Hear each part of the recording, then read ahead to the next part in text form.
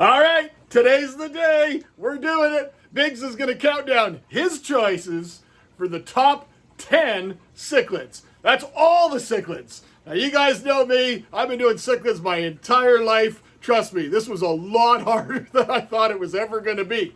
So, let's get to it.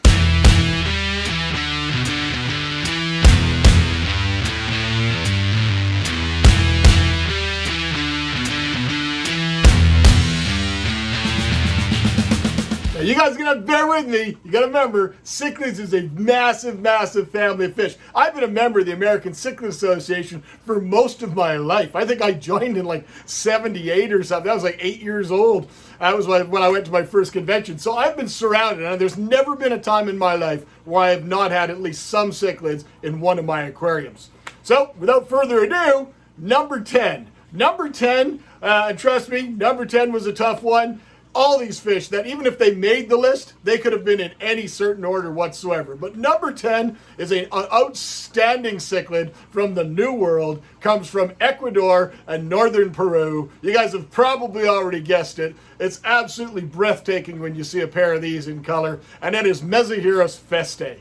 The feste cichlid, also sometimes called the red terror cichlid. But you guys know me, I don't like using a lot of common names. I find there's so much room for error and mix up when people are talking. Because when we talk about red terror, there's also the other Mesoamerican species, the Europhthalmus, which also goes by that same name. And that's not even closely allied. But let's talk about like Mesoheros feste, absolutely outstanding. Now I had a pair of these come out of a group. I remember years and years ago walking into a store. You remember, I've kept these for a long time. So we're probably going back to the early 90s.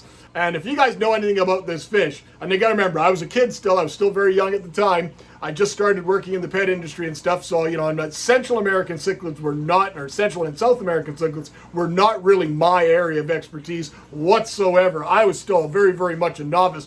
But my passion was primarily Lake Tanganyika cichlids. And I kept Lake Tanganyika cichlids for about 13 years solid before I even branched out into a lot of the other stuff. So this was a new fish to me. And I remember going to look at them in the pet store, and he had a whole tank full of them, and they were all about this size. And they all looked like males. Every single one of them looked like males. None of them had that dorsal spot. They all basically looked like a tank full of males. But this kid brought these in for me. So I know there was an expense to bring in. We're talking the 90s, so it wasn't as expensive as it would be today. So I basically bought the entire tank again. I've done that so many times. That's usually a line I use when I walk into some stores, as I say, I'll take the tank. So I took all these feste home. I had a 180-gallon tank upstairs in my living room at the time at the old house, and I set them up in there. And they were great. And I honestly, because it was such a big tank with lots of bogwood and rockwork and stuff like that, tried to mimic their natural habitat. I had no issues whatsoever. And they started growing and they started growing. And then one day, some of them developed their spot in the dorsal. And therefore, all of a sudden, I had girls. Now, long story short, I had that pair. I narrowed it down to keeping 2 pairs. And then one of the 2 pairs, the female killed the male. People think, well, it's a little female versus a big male. It happens. It happens a lot of those big cichlids like Dovi and Umbies and things like that. It happens. You often see people like Jeff Rapps back in the day when he was keeping a lot of those big amphilophids. He was keeping them in fair-sized tanks, but using egg crate dividers with little holes in them, small enough for the female to get through, but not big enough for the male. Well, I'm not much of those egg crate bare bottom tanks. I like nice natural looking displays, you guys know. So I set them up in this beautiful thing, ended up getting it down to 2 pairs. So I had to separate the pairs, obviously, and I had to put them into different size tanks. Not going to go and take a 180-gallon tank for a pair of fish that were only about this big at the time. So we moved them downstairs into the fish room. As I say, I lost 1 female, had a sole male, got rid of him, and I had this pair. And I believe mine came from northern Peru. Now, I'm not a feste expert by any means. It's been years. When I formulated this list, it was basically just to talk about the individual species. I wasn't going to go into a whole bunch of science and stuff like that in regards to their distribution. That's not the topic. But this one here, mine, the male was like lime green in color. Like when they were fired up, he was lime green in color, and she was the color of a Japanese orange with black stripes. They were absolutely breathtaking. They looked like something, a kid would color that would just never exist in the real world. So without question, number 10 is Mesoheros feste. To see a pair of those Mesohirus festae breeding and taking care of their young, if you've never done any sort of Central or New World cichlids that do that, trust me, get some. Try a pair of convicts, try any of those types of things, you'll get the same sort of impact, and it'll stick with you for life as an aquarist. Now, number 9, you guys wouldn't expect this one from me because this is not an area of fish that I've ever really kept. But this is a species of fish that the first time I saw it, I was just literally stunned and shocked when I saw it in the store. Now, normally you would see this fish in the store. It would be smaller, and the males don't develop any coloration until they start to somewhat mature, starting around that 3-inch mark. And this fish here, as soon as the males are sexually mature, they stay that color all the time. So very, very easy to understand why these fish are so incredibly popular with keepers of the worldwide.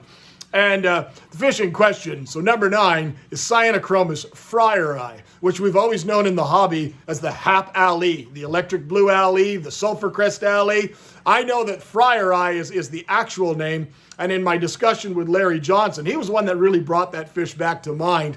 I've only kept it a couple of times over the years and bred it and stuff like that. As I say, I've never really been a Malawi guy. But seeing these things on the Florida fish farms, and you pull that out, that is a memory that will stay with you forever. I know most of the Malawian cichlids all breed in the same sort of fashion, and my main passion is always in breeding fish, so that fish really doesn't hold true for me for long term. But, if I had a beautiful display tank in my rec room or upstairs in my living room or something like that, a nice display of Malawi cichlids, the peacocks and the haps and stuff is absolutely stunning. So without question, number 9 is Cyanochromis freyeri. We'll keep on moving up that list. Number 8, this was a tough one too. This one automatically I knew it was going to be on the list, but it took so much juggling to figure out where everybody was going to be. And I know I could look at this in a month and I know that I would change something, but number 8 for me, I've had an absolute passion for fast water cichlids for decades. I have bred almost all the ones from Central America that I know of, and I've bred several of them from West Africa. But without question, my number 8 is a Central American cichlid. It is Theraps irregularis. It is it's like lightning in a bottle. Trying to keep these fish in a tank, they're challenging to keep. They need pristine water chemistry, hard, clean, fast-running water, highly oxygenated. You got to do your water changes to maintain your chemistry really, really well. Dietary-wise, you give these guys too much protein, they're going to bloat up and die. They're a little bit sensitive to their dietary requirements. I look at these beautiful videos that I got here. These videos, some of these are courtesy of some dear friends and stuff. And so these are just absolutely breathtaking fish. But they are, like, as I say, lightning in a bottle. If you've ever tried to move fish around in a fish room, trying to work with some of these rheophilic, meaning fast water fishes, is a real challenge because it's like trying to catch a bullet in the air. It's horrible. But to watch these fish, such unique body shapes, they've adapted to live in such an extreme environment. I think they're absolutely wonderful, wonderful fish. If you've got the patience, if you've got the time, if you've got the ability to watch for those minute details and be a real passionate fish keeper, looking at all those little specific details, Theraps irregularis might be a fish for you. Not for everybody, but they're definitely for me, and they definitely make my top 10 at number 8. Now the next fish, number 7, is not a fish that's a stranger to the hobby today. But you go back a few years ago, this fish was unheard of. I was very fortunate, I'm going to say the late 90s, to be lent a pair of these from a fellow deer aquarist. That's right, they were not my fish. They were lent to me by a dear friend. And he was actually, in fact, the first one to breed them. Even though for some reason I keep getting named that I'm the one that did it. It wasn't me. It was a dear friend of mine. His name is John Sabo. He's a local aquarist, and he's always had a passion for these big bruiser type of fish. Now, I don't remember whether or not John got the fish from me, somehow I accessed them for them, or where he got them from. That part of the story I do not remember. However, I was lent this beautiful pair of Tomocichla tuba. And I kept them for, I'm going to say, a couple of years, and they spawned regularly for me. So I was very fortunate in the fact that I didn't have to grow them up. And this is a challenging species to somewhat grow up because of its bizarre dietary constraints. Not necessarily bizarre, but if you overfeed these fish, you feed them too much meat-based diet, too much protein-based diet, these guys are going to be one hell of a challenge to grow up to maturity. They're hyper-aggressive.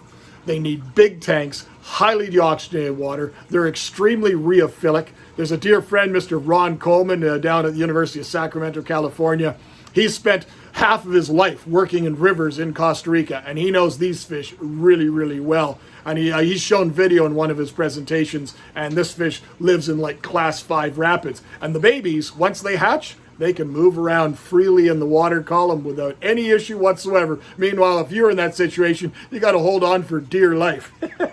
But Toma cichlid tuba, you take a peek at all these pictures. These are all pictures of my breeding pair, so this is going back almost 20 years ago now. They were absolutely stunning and breathtaking, and I know they're super popular now and a lot more readily available now, thanks to the like of people like Max at Max Cichlids, who's no longer in business, as well as Dan Sharifi at Cichlids of the Americas. These people were instrumental in getting this fish out to hobbyists, and now it's plentiful and readily available to those that want it, to those that have patience, and those that have that strict eye for detail in maintaining a proper aquarium with good balanced water chemistry, fast, clean, highly oxygenated water. So without question, NumberSeven, a species that's near and dear to me, is Toma cichlid tuba.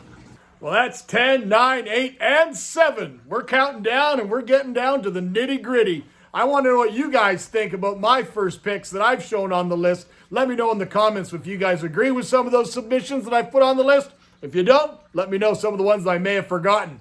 You guys are going to have to wait for the next video to continue the countdown. Till next time, guys. Cheers.